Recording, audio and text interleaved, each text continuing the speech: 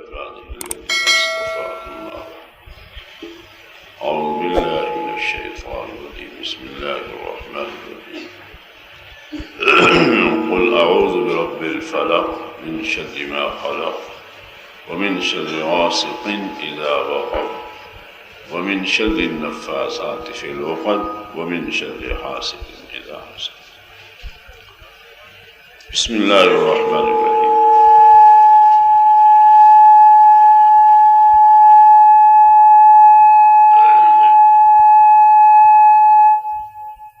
قل أعوذ برب الناس ملك الناس إله الناس من شر الوسواس الخناس الذي يوسوس في صدور الناس من الجنة والناس.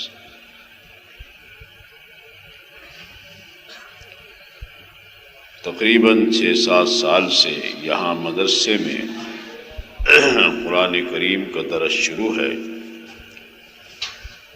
جس کی پچھلے ہفتے یہ 2 صورتیں باقی رہ گئی.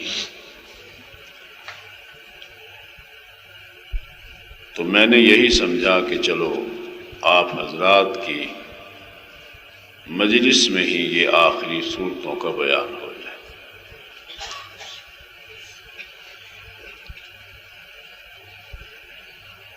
حدیث پاک میں آتا ہے حضور اکرم صلی اللہ علیہ وسلم کے سامنے کسی آدمی نے بڑی صورتوں کا ذکر کیا کہ مجھے فلاں فلاں صورت کے سیکھنے کا شوق ہے. حضور اکرم صلی اللہ علیہ وسلم نے فرمایا تو بڑی صورتوں کو رہنے دے، تو یہ 2 صورتیں پڑھا کر. اندازہ فرمائیں، تو بڑی صورتوں کو رہنے دے، تو یہ 2 صورتیں پڑھا کر تیرے لیے کافی ہو جائے. یہی فرق ہے صحابہ میں اور ہم میں، اور یہ چھوٹا فرق نہیں، بہت بڑا فرق ہے. ان کا ایمان صحیح تھا، ہمارا ایمان ناقص ہے، بس فرق ہے. اب دیکھیے، اسے حضور اکرم صلی اللہ علیہ وسلم فرماتے ہیں کہ تو بڑی صورتوں کو رہنے دے، تو یہ 2 صورتیں پڑھا کر تیرے لیے کافی ہو جائے. سمجھے بھی بات؟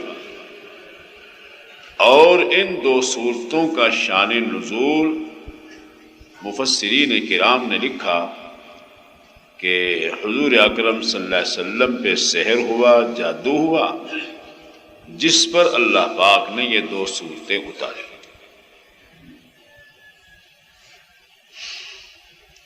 ایک کا نام سورۃ فلق ہے، دوسری کا نام سورۃ والناس ہے. صورتوں کے بیان سے پہلے ایک بات آپ ذہن میں رکھیں کہ مجھے آپ کو باری تعالیٰ نے 2 نعمتوں سے نوازا ہے، دنیا اور دین. ہم اس وقت جو یہاں بیٹھے ہیں، الحمدللہ دنیا بھی لیے بیٹھے ہیں، دین بھی لیے بیٹھے ہیں. دنیاوی نعمتیں بھی ہمارے وجود سے متعلق ہیں، کپڑے ہم نے پہنے ہوئے ہیں، صحت ہماری اچھی ہے، کھانے کو ہمیں مل رہا ہے، رات بھی ملا، اب بھی مل جائے گا، اور ہمیشہ اللہ تعالیٰ فرماتے ہیں.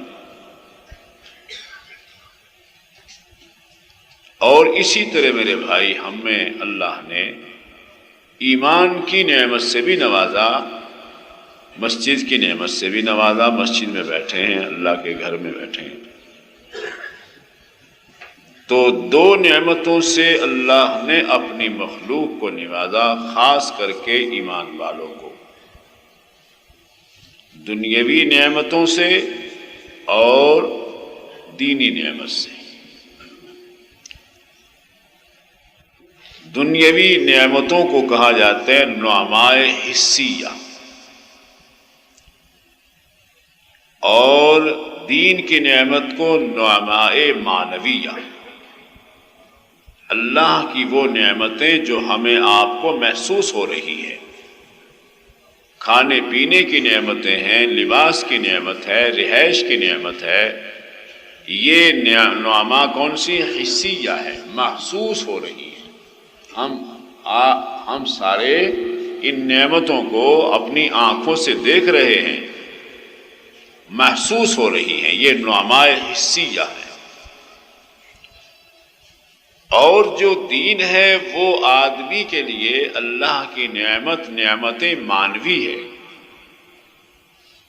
یعنی حقیقتاً وہ نعمت ہے، یہ دیکھنے میں ہے اور وہ واقعتاً نعمت ہے۔ اچھا، ان دو نعمتوں کے ڈاکو بھی اللہ نے ہمارے پیچھے لگا دیے،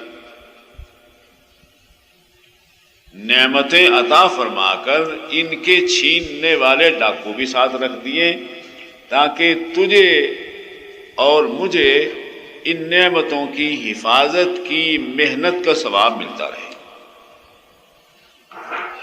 تو بھئی پہلی جو صورت ہے سورہ فلق، اس میں نعماء حسیہ جو ہیں ان کی حفاظت کا بیان ہے، اور سورہ والناس میں جو معنوی نعمت ہے ایمان کی، اعمال صالح کی، اس کی حفاظت کا بیان ہے۔ سمجھی بات؟ کیونکہ الحمد شریف سے لے کر سورہ اخلاص تک اللہ نے پورے دین کو بیان فرمایا، جو مضامین آنے تھے وہ سارے سورہ اخلاص پہ آ کر ختم ہو گئے۔ تو یہ دو صورتیں جو ہیں ان نعمتوں کی حفاظت کے لیے اللہ نے اتاری، جو نعمتیں مجھے آپ کو اللہ نے قرآن کریم میں بتلائی ہیں، دی ہیں، یہ دو صورتیں ان کی حفاظت کا ذریعہ بتلا ہے۔ یا یوں کہہ لو کہ چونکہ پہلی صورت میں دنیاوی نعمتوں کا بیان ہے، اور ان نعمتوں کے چھیننے کا نام کیا ہے؟ مضرت ہے، نقصان ہے۔ اور سورہ والناس میں دین کا بیان ہے، دین کی نعمت کے چھیننے کا نام کیا ہے؟ مضرت دنیاوی دینی ہے۔ تو پہلی صورت میں مضرات جسمانیہ سے بچنے کا علاج فرمایا، مضرات جسمانیہ کی تشریفی تھی، اور دوسری صورت میں مضرات روحانیہ کی تشریح کا بیان ہے۔ حاصل یہ ہے کہ 5 چیزوں کا بیان ہے، 4 چیزیں پہلی صورت میں بیان ہیں اور 1 چیز دوسری صورت میں بیان ہے، اور ان میں بات اصل آپ کی وہی بات آئے گی، کون سی؟ ذکر اللہ کی برکت، کہ دونوں نعمتوں کی حفاظت کا ذریعہ کیا ہے؟ اللہ کا مبارک نام ہے، اسی کے ذریعے آپ کی حفاظت ہو سکتی ہے، ہر جگہ وہی ہے۔ ارشاد گرامی ہے، اعوذ باللہ من الشیطان الرجیم، بسم اللہ الرحمن الرحیم۔ یہ اس کو ایک تقریر نہ سمجھ لینا، یہ تو ایک سبق ہوتا ہے ہمارا، جس طرح کوئی استاد سے سبق پڑھتا ہے نا، ہم نے زندگی بھر سبق پڑھا بھائی قرآن پاک کی تفسیر کا، تو اب ہم سے ساتھی پڑھتے ہیں قرآن کریم، تو یہ تو چونکہ مجمع زیادہ ہے، ورنہ ہم تو قرآن کریم سامنے رکھتے ہیں تاکہ آدمی جو کچھ پڑھے وہ اس کو ذہن میں رکھے۔ ان صورتوں کا ترجمہ آپ کے ذہن میں ہو، جب نماز میں پڑھو گے بڑی لذت آئے گی۔ قل اعوذ برب الفلق، کہہ دیجئے میں صبح کے رب کی پناہ پکڑتا ہوں، رب الفلق۔ اب دیکھیے نا، اب صبح ہوئی، ہماری طبیعت میں فرحت ہے، سرور ہے، خوشی ہے کہ اللہ نے رات کاٹ دی۔ اگرچہ رات کا آنا بھی ایک انعام تھا آرام کے لیے، لیکن دن کا انعام زیادہ ہے۔ اب اللہ کی توفیق فضل سے، نماز سے، وظائف سے فارغ ہو کر ہم کچھ کھائیں گے، اللہ کی نعمت استعمال کریں گے، اس کے بعد نکل پڑیں گے اپنے کاروبار کے لیے، نکل پڑیں گے۔ تو 2 خوشیاں انسان کو اللہ عطا فرماتے ہیں دن میں، ایک خورد و نوش کی نعمت، دوسرا کاروبار کی دیکھ بھال. تو فرماتے ہیں قل اعوذ برب الفلق، فرما دیجیے میں رب فلق کی پناہ میں آتا ہوں، صبح کے رب کی پناہ میں آتا ہوں. سبحان اللہ. علامہ ابن سیری سے کسی نے پوچھا کہ جنت میں کیا موسم ہوگا،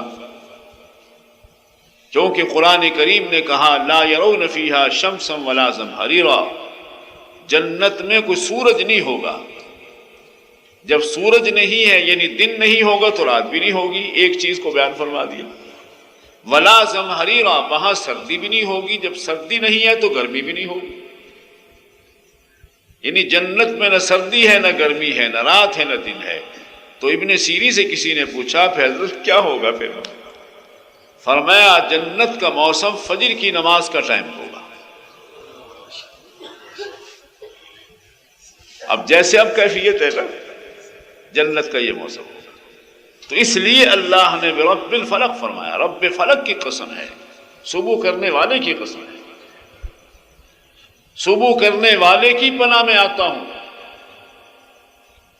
کس بات سے بھائی؟ من شر ما خلق،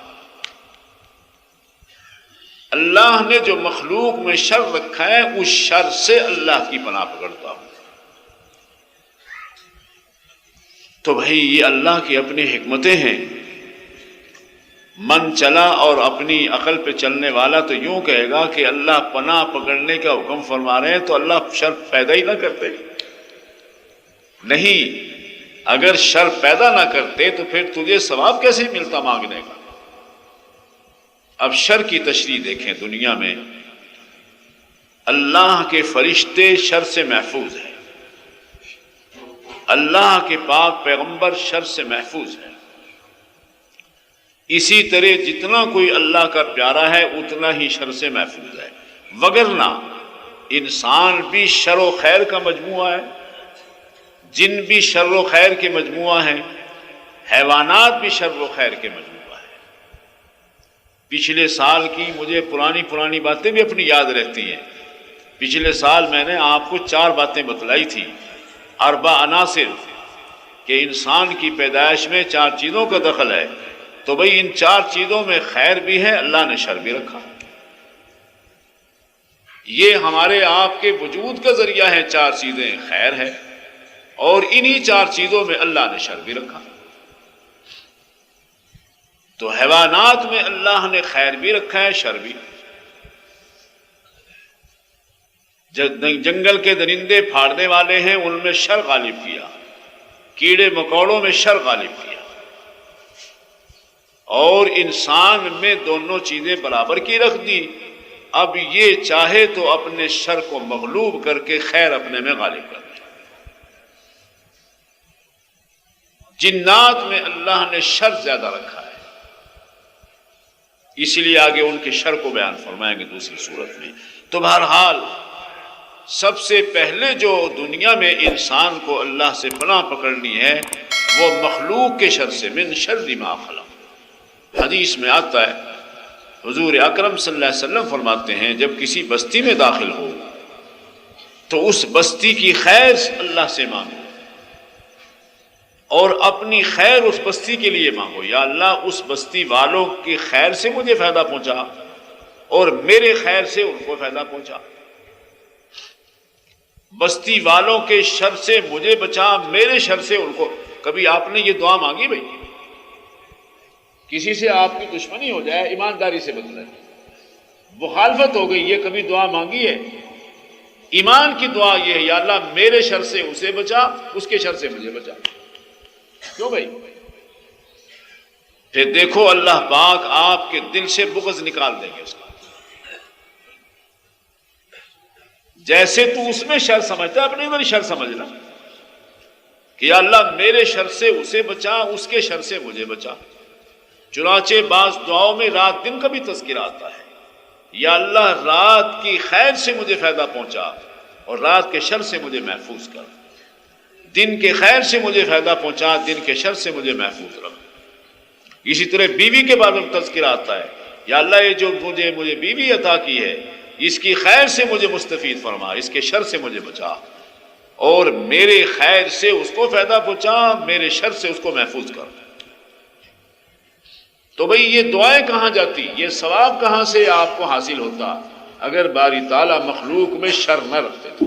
اس لیے فرمایا قل اعوذ برب الفلق من شر ما خلق۔ سارا عالم جو ہے، سارا جہان، یہ خیر و شر کا مجموعہ ہے۔ یہاں بھی آ کر بعض لوگ پھسل گئے، بعضوں نے کہا کہ نہیں، یہ کہنا کہ اللہ خالق شر ہیں یہ اللہ کی توہین ہے، یعنی یہ بھی محبت کا درجہ نکالا نا لوگوں نے۔ نہیں، اللہ تو خیر کے خالق ہے، شر کا خالق شیطان ہے۔ اب دیکھنے میں یہ اللہ کی محبت کا اظہار کیا، اللہ کا ادب کیا کہ یہ اللہ کی بے ادبی ہے کہ کہا جائے اللہ شر کے خالق ہے۔ اللہ کا ادب یہ ہے کہ اللہ پاک خیر کے خالق ہیں، شر نہیں اللہ نے پیدا کیا، شر تو شیطان نے پیدا کیا۔ دو خدا بنا دیے، ایک خیر کا ایک شر کا۔ نہیں، دونوں چیزوں کے خالق وہی ہیں، باقی حکمتیں ہیں، راز ہیں، اسرار ہیں دونوں چیزوں کے پیدا کرنے۔ وجعلت ظلمات والنور، ساری خوبیاں اس اللہ کی ہیں جس نے ظلمات بھی پیدا کیے، نور بھی پیدا کیا۔ تو بہرحال یہ سب سے پہلا مرحلہ ہے جس سے ہم آپ اللہ کی پناہ پکڑتے ہیں۔ قل اعوذ برب الفلق، کہہ دیجیے اے پیغمبر صلی اللہ علیہ وسلم میں رب فلق کی پناہ پکڑتا ہوں۔ کس سے؟ من شر ما خلق، جو اللہ نے مخلوق میں شر پیدا کیا۔ تو مخلوق کے شر سے بچنے کا کیا ذریعہ بنا؟ اللہ کا اسم مبارک، اللہ کا مبارک نام ذریعہ بنا۔ حدیث میں آتا ہے حضور اکرم صلی اللہ علیہ وسلم فرماتے ہیں کہ جو آدمی یہ دعا پڑھے بسم اللہ الذی لا یضر مع اسمہ شیء فی الارض ولا فی السماء وہو السمیع العلیم، 3 دفعے صبح پڑھے، شام تک دنیا کی کوئی چیز اس کو نقصان نہیں پہنچا سکے گی۔ یہاں بھی ایمان کی ضرورت ہے۔ عالموں کے پاس علم تو ملے گا، یقین نہیں ملے گا، یاد رکھنا۔ یقین ملنے کی دکان اور ہے، یہ بازار اور ہے۔ 53 بلوچوں کے چقسے میں آ رہا تھا، بہت پرانی بات ہے، 20 سال پہلے وہاں ایک پروگرام رکھا میں نے، ہمارے پاس ایک بچہ پڑھتا تھا، ضیاء اللہ اس کا نام تھا، وہ میرے ساتھ تھا۔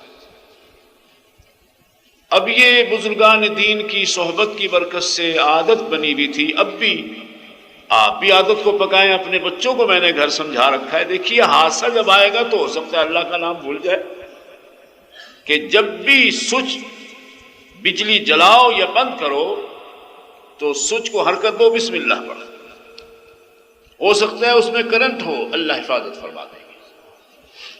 تو ہم گزر رہے تھے، چونکہ میری عادت تھی، وہ تار ٹوٹی ہوئی تھی، وہ انگلیوں سے پکڑ کے میں نے بسم اللہ کہہ کے میں نکل گیا۔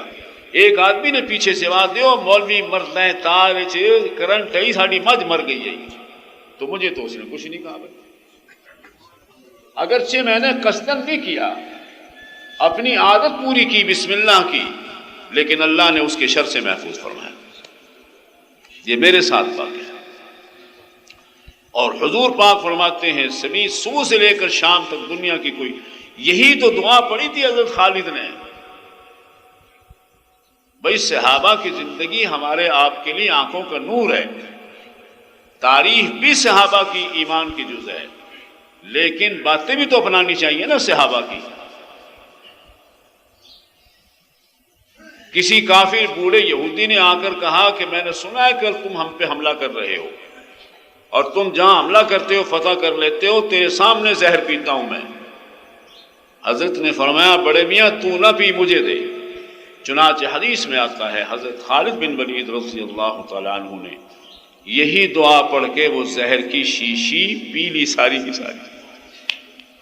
بسم اللہ الذی لا یضر مع اسمہ شیء فی الارض ولا فی السماء وہو السمیع العلیم۔ صبح پڑھیں شام تک حفاظت ہوگی، شام پڑھیں صبح تک حفاظت ہوگی۔ ایک ساتھی نے مجھے واقعہ سنایا، میرے ساتھی ذکر کے رفیق، چونکہ یہ بات بہت مدت سے میں ساتھیوں کو بتاتا رہا تو میں نے ایک رسالہ لکھا تھا ترغیب آخرت، اس میں یہ ساری چیزیں موجود ہیں، ابتدائی رسالہ ہے وہ۔ چونکہ میری عادت ہے کہ صبح کو بھی پڑھتا ہوں شام کو بھی، تو بس میں سفر کر رہا تھا تو مجھے نیند آ گئی بس میں، یعنی وہ جو بس کا حادثہ تھا میری نیند میں ہی ہو گیا، مجھے پتہ ہی نہ چلا، لوگوں کی لاشیں مشکل سے نکالی اور مجھے سلا دیا اللہ پاک۔ جاگ جو آئی تو دیکھا یہ کیا ہوا، تو دیکھا پورا حادثہ ہوا ہے اور مجھے ذرہ بھر بھی خراش بھی نہیں آئی، غم بھی نہیں ڈالا اللہ نے، منظر بھی نہیں دکھلایا۔ سبحان اللہ، خدا کے نام کی برکات ہے۔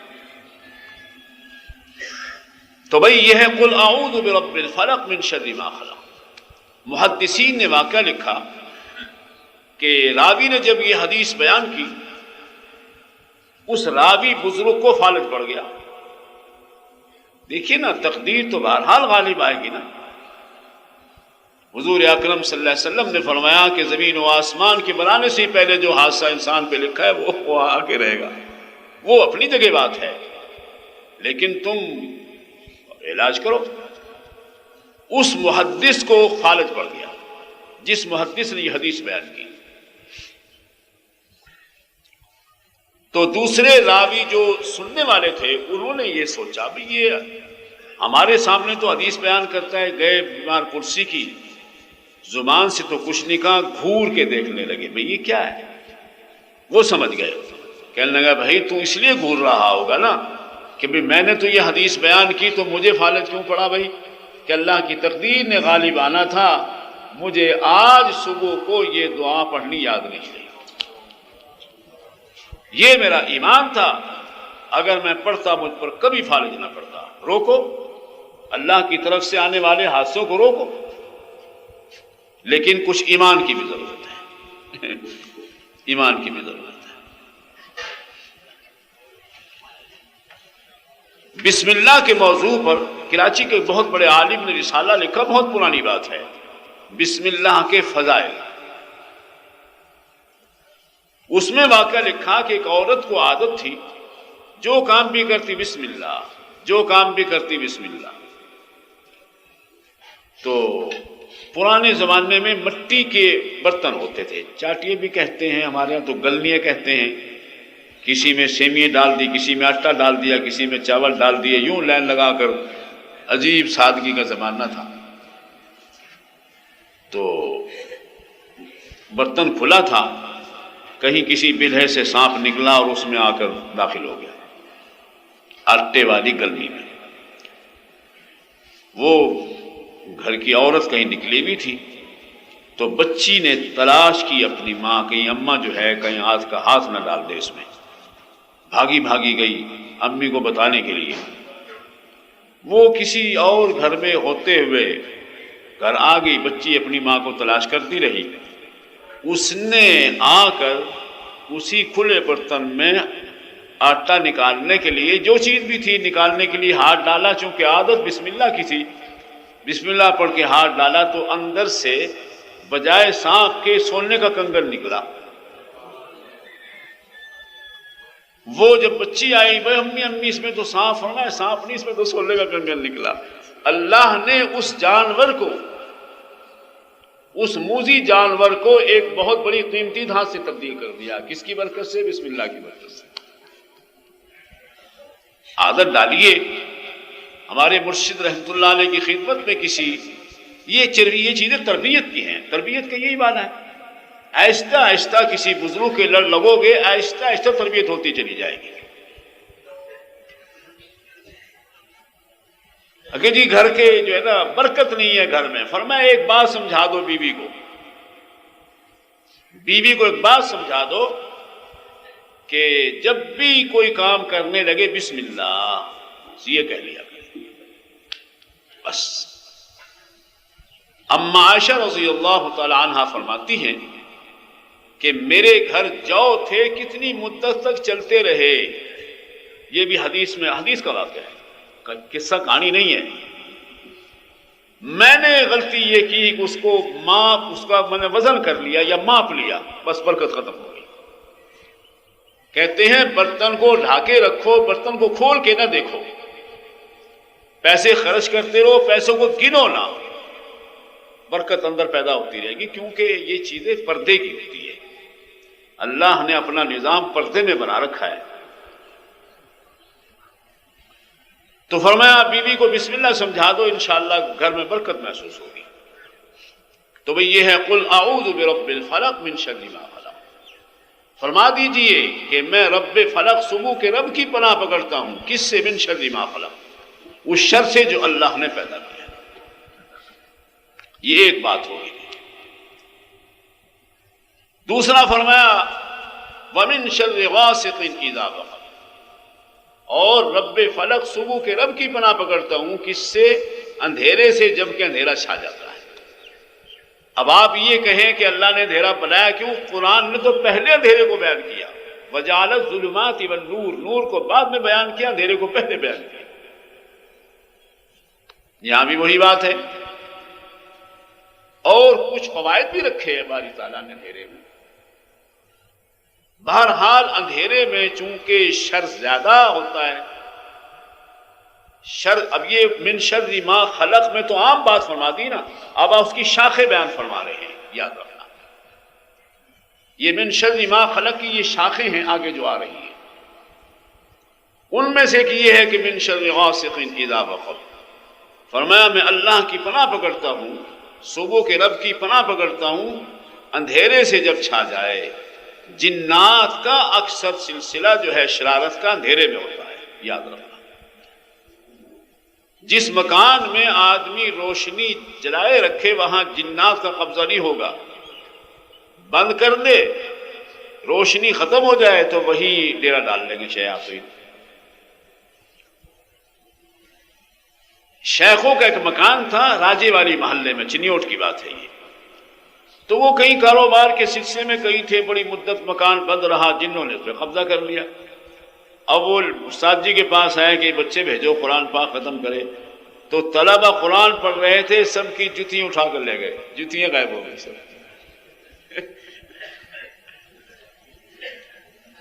تو بھئی یہ ہے من شر غاسق اذا وقب. فرمایا اللہ کی پناہ پکڑتا ہوں، صبح کے رب کی پناہ پکڑتا ہوں جس نے صبح کی نعمت ہمیں عطا کی. کس سے؟ من شر غاسق اذا وقب، اندھیرے کے شر سے جب چھا جائے. کیڑے مکوڑوں کو بھی موقع زیادہ اندھیرے میں ڈسنے کا موقع ملے گا.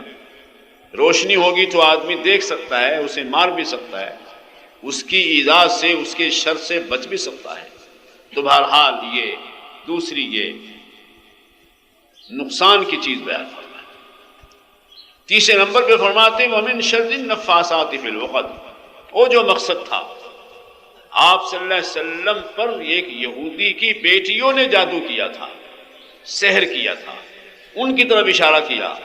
ومن شر النفاثات فی العقد، اور ان کے شر سے جو گرہوں میں پھونکے مارتی ہیں. کئی لوگوں نے یہاں سے بالکل مطلقاً دم وغیرہ کی نفی کر لی کہ یہ حرام ہے، چونکہ قرآن نے اسے پناہ مانگی. بہرحال اپنا اپنا مذاق ہے، اپنے اپنے ذوق کی بات ہے، لیکن یہ بات نہیں. یہ تو چونکہ شیاطین کے شر کی بات چل رہی ہے، سحر کی بات چل رہی ہے، سمجھی بات. ورنہ تو حدیث میں آتا ہے حضور اکرم صلی اللہ علیہ وسلم کے چند صحابہ سفر میں ہیں اور ایک جگہ پر رات انہوں نے گزاری، وہاں کے لوگوں نے ان کی مہمانی نہیں کی. اور یہ عربوں میں بہت بڑا عیب شمار ہوتا جو آدمی کسی کو کھانا نہ پوچھے، چونکہ وہ فیاض طبیعت کے لوگ تھے، مہمانی ان کی فطرت تھی. اتفاق سے ان کے سردار کو بچھو کاٹ گیا. اب ان کو وہ غصہ تھا، بھئی انہوں نے ہمیں کھانا تک نہیں پوچھا. انہوں نے کہا کہ ہمارے آدمی کو کیڑا کاٹ گیا ہے، تم دم کرو کچھ. تو انہوں نے کہا ہم اتنی بکریاں لیں گے، 30 بکری حدیث میں آتا ہے. پھر انہوں نے کسی صحابی نے پڑھ کر لعاب لگائی، وہاں وہ ٹھیک ہو گیا. بہرحال تو یہاں فرمایا ومن شر النفاثات فی العقد، ان کے شر سے جو گرہوں میں پھونکے مارتی ہیں اللہ کی پناہ پکڑتا ہوں. ہمارے مرشد رحمۃ اللہ علیہ فرماتے تھے، اور حدیث میں بھی آتا ہے کہ 4 قل جو ہے نا، یہ 4 قل، سورہ فلق، سورہ الناس، سورہ اخلاص، سورہ کافرون، جو آدمی عشاء کی نماز پڑھ کے 100 دفعے 3 دفعے پڑھ کر اپنی ہتھیلیوں پہ پھونک کے سر سے لے کر پاؤں تک جہاں تک ہاتھ پہنچ سکے پورے جسم پہ پھیر لیا کرو، کبھی سحر کا اثر نہیں ہوگا۔ حدیث میں بھی آتا ہے جب یہ صورتیں اللہ نے اتاری ہیں حضور پاک ہمیشہ یہ عمل فرماتے تھے، بلکہ حدیث میں آتا ہے عائشہ کہتی جب حضور کمزور ہو گئے تو میں اپنے ہاتھ پھیرا کرتی تھی حضور کے جسم مبارک پر، اتنا اہتمام کرتے تھے حضور پاک۔ تو اس میں یہ بات بھی آ گئی من شر النفاثات فی العقد۔ ایک اور بات لکھی مفسرین کرام نے، یہاں میں عجیب بات لکھی ہے، بے شک جادو بھی یہاں مراد ہے، نفاثات فی العقد گرہیں مارنے والی، گرہوں میں پھونکے مارنے والیوں کی شر سے میں، کیونکہ عموماً یہ کام عورتوں کے ذریعے ہوتا ہے۔ ہم کئی دفعے جاتے ہیں نا یہاں نہر پہ، کئی دیکھا عورتیں بیچاری کئی ٹولے کر رہی ہوتی ہیں تو اس لیے عورتوں کو، چونکہ وہ بھی عورتیں تھیں اور عموماً یہ شغل عورتوں کا ہے۔ ایک معنی یہ لکھا ہے مفسرین نے کہ نفاثات فی العقد کا وہ معنی تو اپنی جگہ صحیح ہے، لیکن اس سے وہ عورتیں بھی مراد ہے، ان کا خوبصورت چہرہ ظاہر کر کے یہ باتیں جو کرنی ہے پیار محبت کی، یہ ان کا سحر ہے یا ان کا جادو ہے جس سے ایمان خراب ہوتا ہے۔ یعنی وہ عورتیں جو مزین ہو کر ممیلات بن کر، ممیلات جو اپنی طرف میلان کرانے کا نقشہ سامنے رکھ کر بازاروں میں چلتی پھرتی ہیں، وہ بھی ان سحر کرنے والی عورتوں کے ساتھ شمار ہوں۔ اچھا، یہ جو حضور اکرم صلی اللہ علیہ وسلم سے معاملہ ہوا سحر کا، یہ یہودیوں نے کیا اور یہودیوں کے دل میں حضور پاک کا حسد تھا، اس لیے آخر میں اس کا مبدا بیان کیا کہ یہ آدمی جادو کسی پر کیوں کرتا ہے۔ وَمِن شَرِّ حَاسِدٍ إِذَا حَسَدَ، فرمایا حاسد کے شر سے پناہ پکڑتا ہوں جب وہ اپنے حسد پہ آ جائے۔ یہ ایک ایسی بیماری ہے، اس کے دو نقصان ہیں۔ ایک آدمی دوسرے کو نقصان کی فکر میں رہتا ہے، اس کا تو نقصان کرے گا یا نہیں کرے گا، دوسرا یہ ہے کہ اپنے آپ میں جلتا رہتا ہے، اور یہ بہت بڑا عذاب ہے۔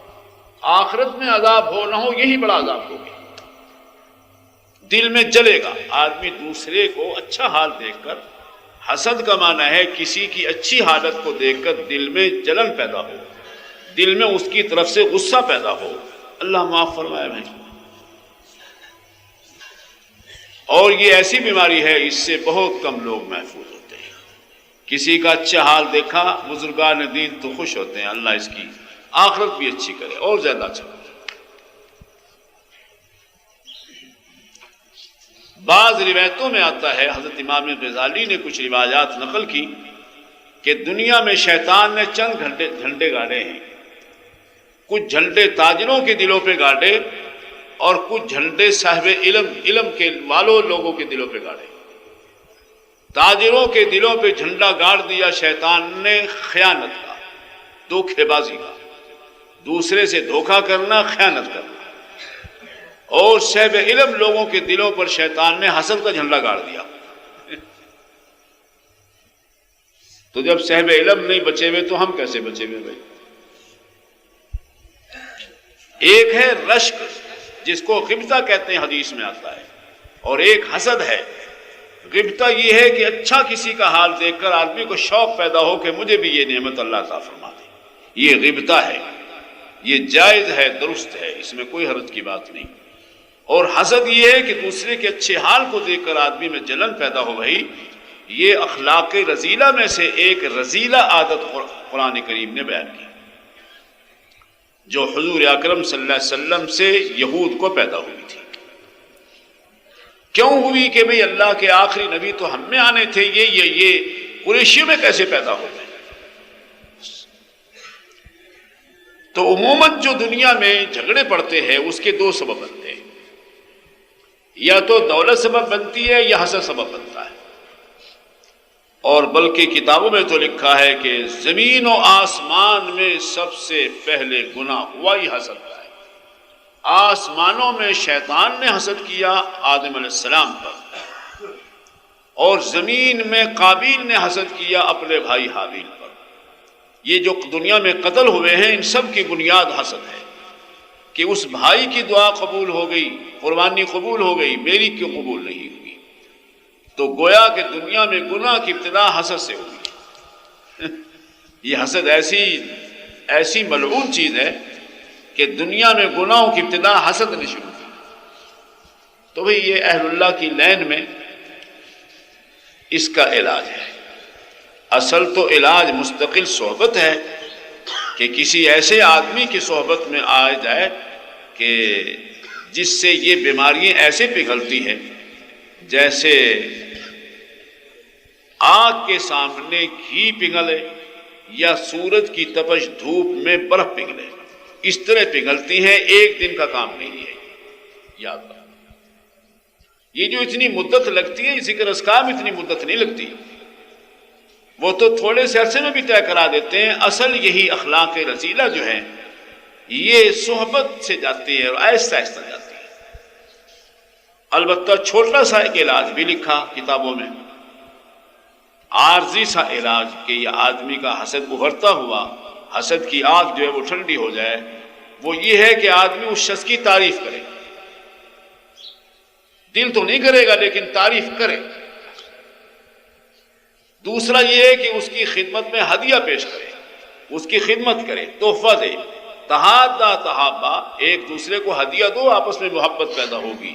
ہدیے سے چونکہ محبت پیدا ہوگی، حسد ختم ہو جائے گا۔ اگر کر سکتے ہو تو کرو، اور مستقل علاج وہی ہے صحبت۔ تو بہرحال یہ چار چیزیں باری تعالیٰ نے بیان فرمائی۔ ان چار چیزوں کا ازالہ کس سے ہوگا؟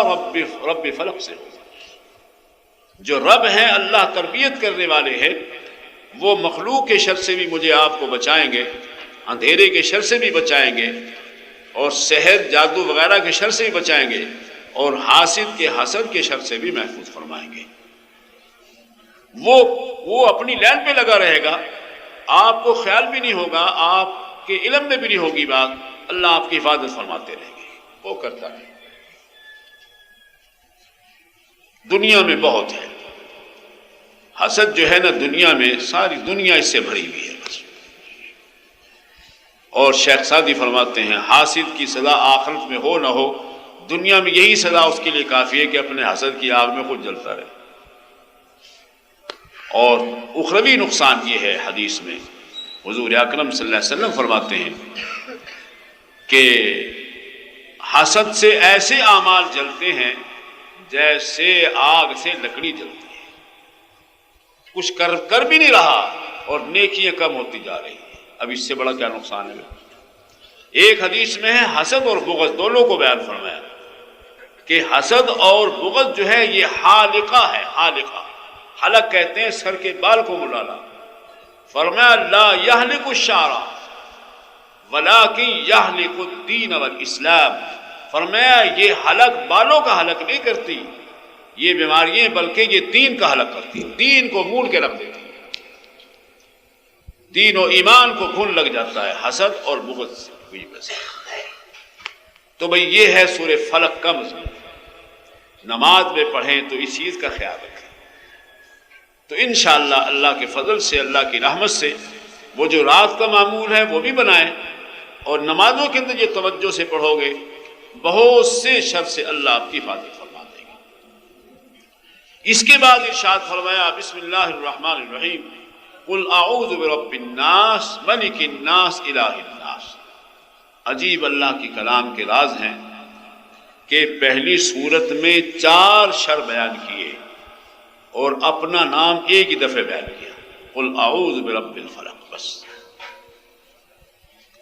اور اس سورت والناس میں ایک شر بیان کیا، لیکن اس شر کی پناہ کے لیے اللہ نے اپنے چند نام، ایک نام نہیں چند نام بیان کیا، قل اعوذ برب الناس ملک الناس الہ الناس۔ یعنی یہاں 4 شروں سے حفاظت کے لیے ایک دفعہ اپنے نام کو بیان کیا، اور وہاں ایک شر سے بچنے کے لیے 3 نام، مختلف نام بیان کیے۔ ایک نام کئی دفعے نہیں بلکہ کئی نام ذکر کیے، برب الناس ملک الناس الہ الناس، میں لوگوں کے رب کی پناہ پکڑتا ہوں۔ بھائی ان رازوں کو کون کھولے؟ اب تو وہ علم کا ماحول ختم ہو گیا، علم کا دور ختم ہو گیا۔ وہاں فرمایا قل اعوذ برب الفلق، یہاں قل اعوذ برب الناس کہا، صبح کے رب کو کہا وہاں کہ صبح کے رب کی پناہ پکڑتا ہوں، اور یہاں کیا کہا؟ انسانوں کے رب کی پناہ پکڑتا ہوں۔ اپنی ربوبیت انسانوں کی طرح منسوب کی ہے۔ ہمارے حضرت صاحب لاہور والے رحمۃ اللہ علیہ 3 باتیں یہاں بیان فرمایا کرتے تھے، ایک مثال دے کر فرماتے تھے کہ زندگی کے 3 دور ہوتے ہیں انسان کے، بچپن، جوانی اور بڑھاپا۔ بچپن میں اگر کسی بچے کا کہیں جھگڑا ہو جائے تو کہاں جائے گا بھی بچہ؟ اپنی ماں کے پاس جائے گا، اپنی اماں ابا کے پاس جائے گا۔ چھوٹی سی بات ہو گئی تو ماں کی گود میں، اگر ذرا بڑی سی ہو گئی تو باپ ڈنڈا ڈنڈا لے کر میدان میں آ جائے گا۔ تو یہ تربیت کی طرف اشارہ ہے۔ رب الناس میں وہ اشارہ کیا۔ اور جب آدمی بڑا ہو جاتا ہے، جوان ہو جاتا ہے، جب مقدمے بازی ہو، پھر بھئی یہ گھر والے جو حاکم، اس کا کام نہیں ہے، بلکہ اب یہ افسروں کا کام ہے، افسروں کے پاس جائے گا۔ کیونکہ ماں باپ تو 1 منٹ میں فیصلہ کرتے ہیں، لیکن ماں باپ کے ہاتھ سے بات نکل گئی بات، اس لیے ملک الناس کہا، یہ بادشاہوں کا کام ہے، پھر افسروں کے ساتھ آنا جانا پڑے گا۔ اور اگر اس سے بھی زیادہ آدمی سمجھدار ہو جائے، یعنی بچپن میں اپنے ماں باپ کو سب کچھ سمجھتا ہے، تو شکایتیں محلے کی ادھر کی لے کر ماں باپ کے پاس آئے گی۔ جوانی میں انسان سمجھتا ہے کہ اب یہ گھر کا کام نہیں، اب یہ بادشاہوں کا کام ہے، اور جب آدمی کی عمر ڈھلتی ہے، کچھ عقل آتی ہے، پھر سمجھتا ہے کہ یہ نہ ماں باپ کا مسئلہ ہے، نہ بادشاہوں کا، یہ تو خدا کی ذات کا مسئلہ ہے۔ الہ الناس فرماتا ہے یہ اللہ کا کام ہے، نہ یہ بس میں میرے ماں باپ کے، نہ بادشاہوں کے، اللہ کے بس میں۔ تو زندگی کے گویا کے 3 دور بیان فرمائے کہ بچے کو یہ نہیں چاہیے کہ ماں باپ کی جائے، نہیں، بلکہ بچپن میں بھی اپنے تربیت کرنے والے کی طرف متوجہ۔ اسی طرح جوانی کے اندر بھی افسروں سے بھی رابطہ رکھے، اپنا کام نکالنے کے لیے ظاہری اسباب کی کوئی حرج کی بات نہیں، لیکن مؤثر اللہ ہی کی ذات کو سمجھے کہ افسر کے دل کو اللہ ہی پھیریں گے۔ ایک آدمی نے واقعہ سنایا کہ ایک زمیندار نے کسی چھوٹے زمیندار کی زمین دبا لی۔ یہی ہمارے سرگودے کے علاقے کی بات سنائی، کبھی کی ہوگی پرانی۔ تو بڑے زمینداروں نے اپنے اس زمیندار کی حمایت کی جو غاصب تھا، اس غریب کی حمایت نہ کی، گواہی بھی دے دی۔ اتفاق سے وہ گواہی دینے والا آدمی حج پہ چلا گیا، حج پہ گیا یا عمرے پہ گیا، وہاں جا کر اللہ کے دربار میں توبہ کی، اس گناہ سے بھی توبہ کی، یا اللہ مجھ سے تو بہت بڑا گناہ ہوا، کسی بیچارے کی زمین کے دبنے کا ذریعہ تو میں بن گیا۔ اللہ سے وہاں بھی دعا کرتا رہا، یہاں آتے ہی سب سے پہلے اس نے یہی کام کیا۔ جس افسر کے پاس مقدمہ تھا اس سے علیحدہ ٹائم لے کر ملاقات کی اور صورتحال دکھائی کہ جی یہ صورتحال ہے، پہلے میں نے یہ گواہی دی، بالکل جھوٹی گواہی ہے، مجھے اپنے گھر کی اللہ نے زیارت نصیب فرمائی، وہاں میرے دل میں آخرت کا خوف پیدا ہوا، لہذا میں اپنی گواہی سے رجوع کرتا ہوں، آپ اس غریب کے مقدمے کا فیصلہ میری گواہی پر نہ کریں۔ خیر بہرحال اس افسر نے بھی پھر اچھا فیصلہ کیا، اس کو زمین دلوا دی۔ تو میرا کہنے کا مقصد کیا ہے کہ ملک الناس، دنیا کے بادشاہ بھی بادشاہ ہیں بھائی، ان سے بھی میرا آپ کا واسطہ پڑے گا، لیکن نہیں، اصل ان کے دل بھی اللہ ہی کی ذات پھیرنے والی۔ شیخ سعدی رحمہ اللہ نے بڑے عجیب عجیب واقعات لکھے، بادشاہوں کے باب میں اپنی کتابوں میں بڑے پیارے پیارے واقعات لکھے کہ ایک بادشاہ پھانسی کا حکم دیتا ہے، لیکن اسی بادشاہ کے دل کو اللہ پھیر دیتا ہے، وہ پھانسی اس کی زندگی کے ساتھ تبدیل ہو جاتی ہے۔ تو فرمایا کہ آدمی کو یہ چاہیے بچپن کا ذہن بھی ماں باپ کی طرح متوجہ نہ ہو بلکہ خدا کی ذات کی طرف، اور جوانی میں بھی جہاں تک اسباب کا تعلق ہے اس میں تو کوئی حرج کی بات نہیں، لیکن اپنا دلی تعلق اپنے مالک کی طرف ہے۔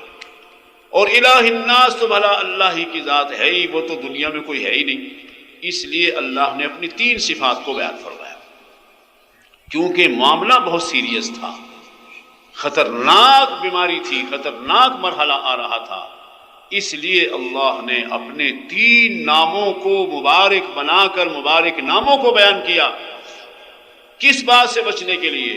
من شر الوسواس الخناس، رب کی، انسانوں کے رب کی پناہ پکڑتا ہوں، انسانوں کے بادشاہ کی پناہ پکڑتا ہوں، انسانوں کے معبود کی پناہ پکڑتا ہوں۔ کس بات سے؟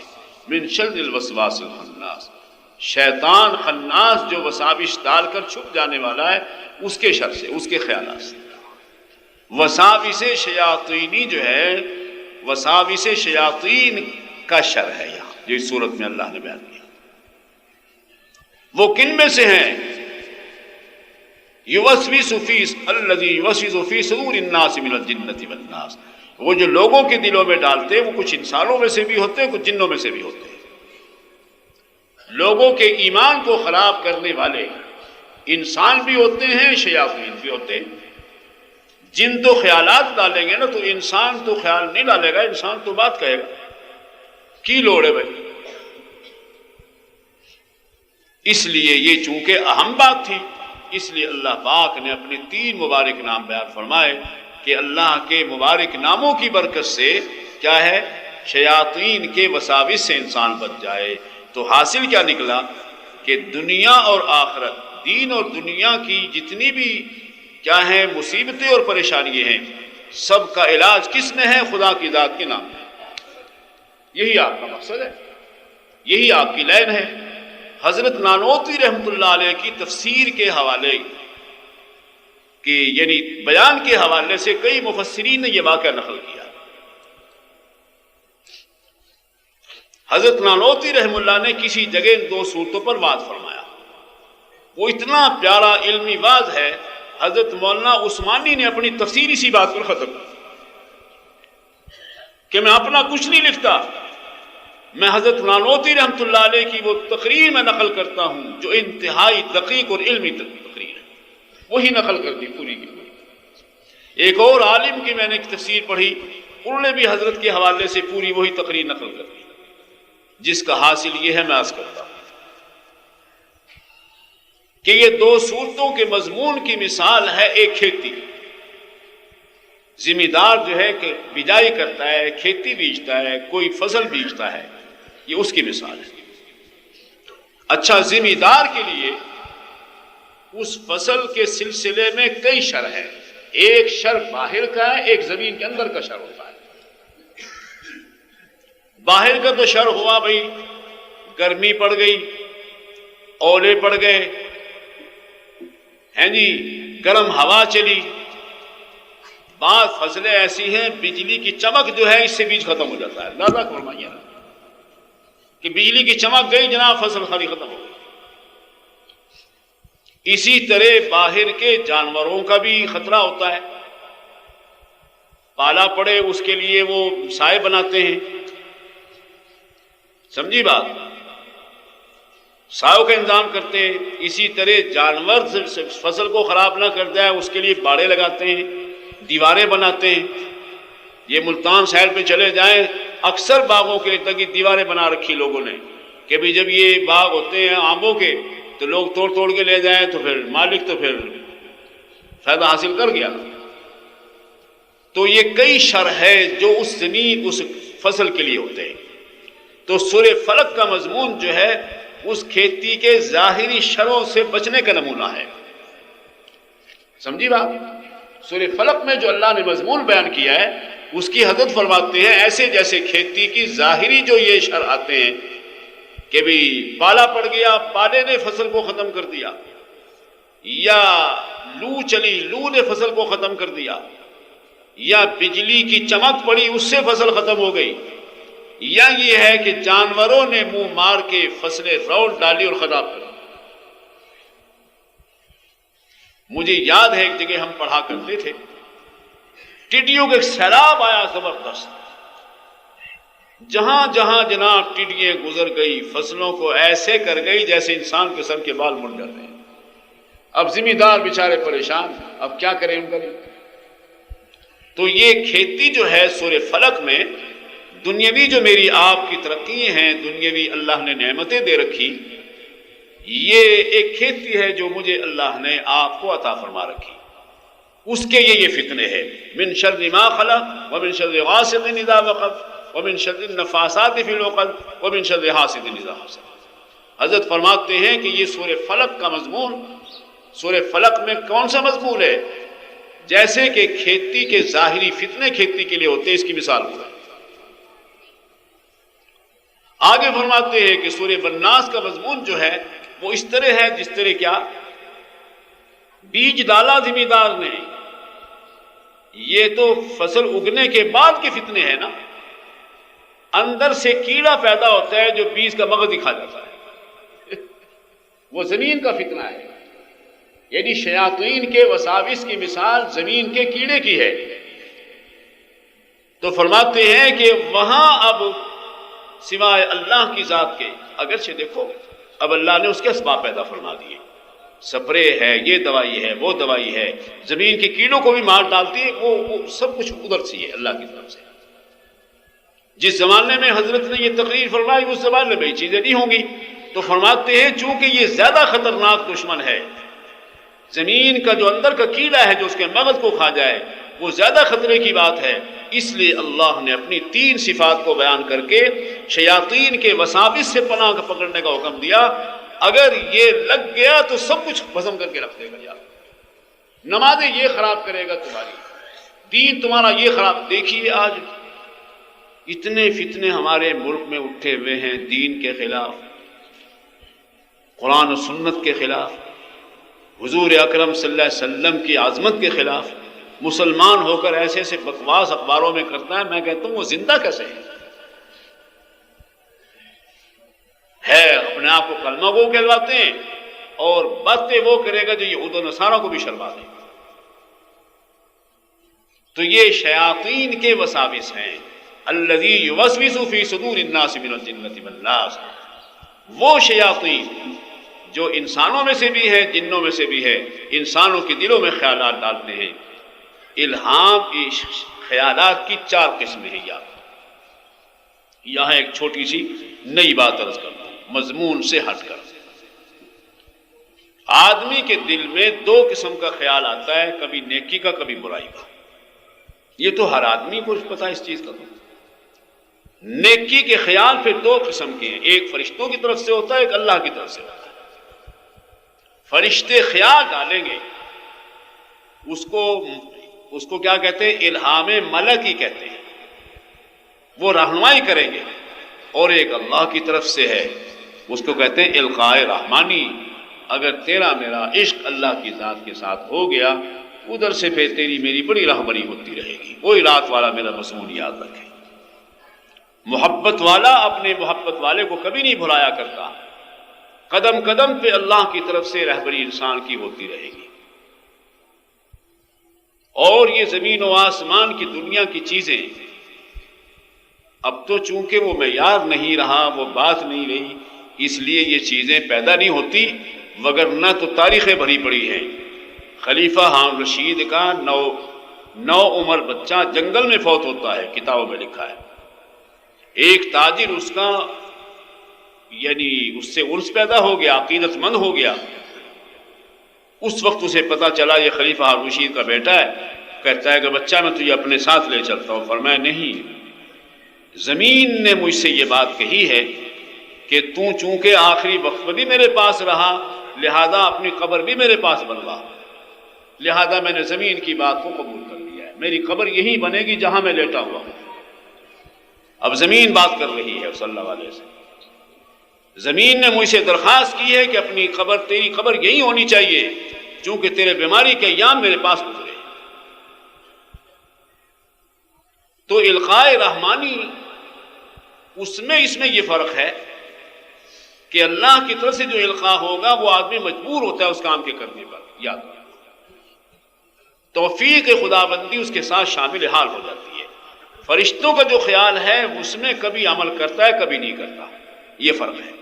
القاء ملکی ہو تو کبھی توفیق ہوتی کبھی نہیں، اگر القاء رحمانی ہو گیا تو مجبور ہو جائے گا، توفیق ہو جائے گی اس سے عمل کی۔ اسی طرح برائی کے خیال بھی دو قسم کے، ایک کا تعلق عقائد سے ہے، ایک کا تعلق اعمال سے ہے۔ عقائد میں شیطان گڑبڑ کرتا ہے، یوسوس فی صدور الناس من الجنۃ والناس، اور اعمال میں انسان کا جو اندر کا نفس ہے یہ شرارت کرتا ہے۔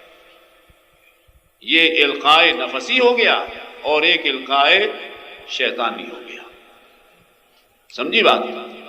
تو بہرحال اس دوسری صورت میں چونکہ خطرے کی بات تھی، زیادہ خطرناک بات تھی۔ دیکھو نہیں کہ کوئی آدمی آپ سے حسد کرے گا، کسی آدمی نے آپ پر سحر کیا ہے، حسد کیا ہے، یا خدا نہ خواستہ کوئی اندھیرے کا شر پہنچا یا کسی کا شر پہنچا، جان لیوا ہی بنے گا نا، جان ہی ضائع ہو جائے گی نا انسان کی، اور وہاں یہ ہے کہ ایمان ضائع ہو